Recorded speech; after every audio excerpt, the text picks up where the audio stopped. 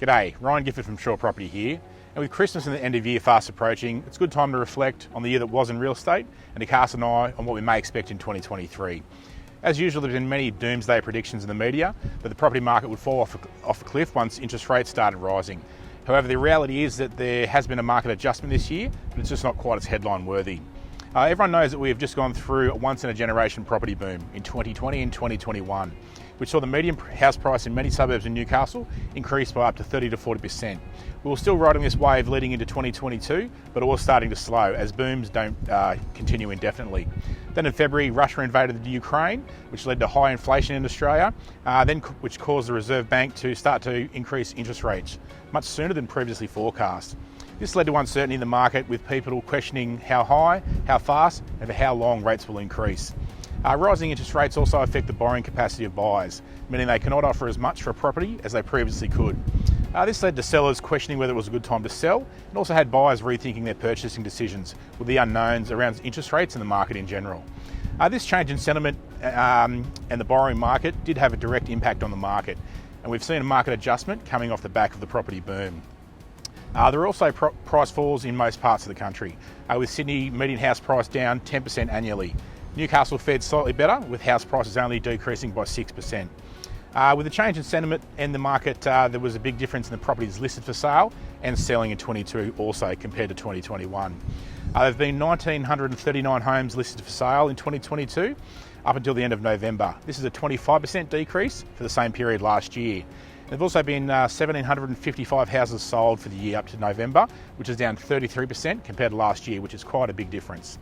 And while there were less sales and less properties for sale, houses also took slightly longer to sell than they did the previous year, which basically says there was fewer buyers in the market and therefore less competition. However, with all the negativity in the market, I think any market adjustment needs to be put into perspective. For example, if you owned a house in Newcastle since the start of 2020, its value has probably increased by 25 to 30% in most suburbs. So what will the Newcastle market look like in 2023?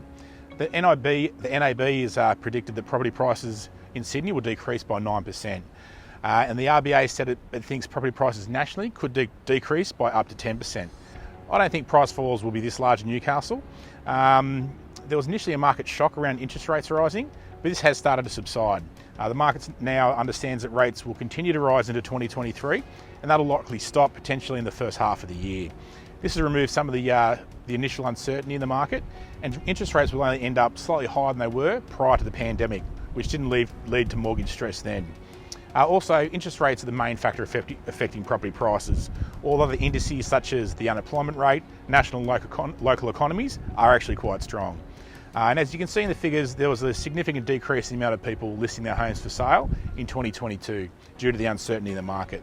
And with this uncertainty coming to an end, I believe we'll see a surge of new listings hitting the market in the new year.